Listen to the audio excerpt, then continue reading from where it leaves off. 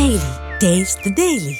Tollywood top directors లో రాజమౌళి, సుకుమార్, త్రివిక్రమ్ తర్వాత మరెవరైనా ఉన్నారు అంటే అది అనిల్ రావిపూడి మాత్రమే. పటాస్తో దర్శకుడిగా ఎంట్రీ ఇచ్చిన అనిల్ రావిపూడి తొలి సినిమాతోనే సూపర్ హిట్ కొట్టాడు. కళ్యాణ్ రామ్ కు కెరీర్ బెస్ట్ హిట్ ఇచ్చాడు. ఇక ఆ తర్వాత సాయి దుర్గ తేజ్ తో సుప్రీం సినిమాను డైరెక్ట్ చేసి మరొక హిట్ ఇచ్చాడు. ఆ వెంటనే మాస్ మహారాజా రవితేజతో రాజా ది గ్రేట్ తో బ్లాక్ బస్టర్ హిట్ కొట్టాడు అనిల్ రావిపూడి.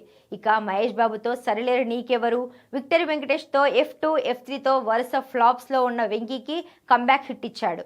దాంతో సీనియర్ హీరోలను అనిల్ రావిపూడి బాగా చూపిస్తాడని నిరూపించుకున్నాడు. ఇక ఆ తర్వాత నందమూరి బాలకృష్ణ హీరోగా భగవంత్ కేసరి సినిమాను డైరెక్ట్ చేశాడు. అనిల్ కెరీర్ లో మొదటిసారి తన కామెడీ ట్రాక్ ను పక్కన పెట్టి బనావో బేటీకో షేర్ అనే కాన్సెప్ట్ తో సూపర్ హిట్ అందుకున్నాడు.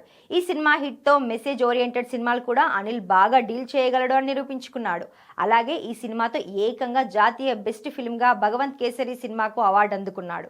ఇక లేటెస్ట్ గా చాలా కాలంగా హిట్ లేక సతమతమవుతున్న మెగాస్టార్ చిరుతో మనశంకర వరప్రసాద్ గారు సినిమాతో సాలిడ్ హిట్ ఇచ్చాడు. కెరీర్లో ఇప్పటి వరకు 9 సినిమాలు చేసిన అనిల్ రావిపూడి తన కెరీర్లో బాగా ఇష్టమైన సినిమా అంటే బాలయ్యతో చేసిన భగవంత్ కేసరి అని, ఆ సినిమాకు నేషనల్ అవార్డు కూడా రావడం చాలా హ్యాపీగా ఉందని ఓ ఇంటర్వ్యూలో తెలిపాడు.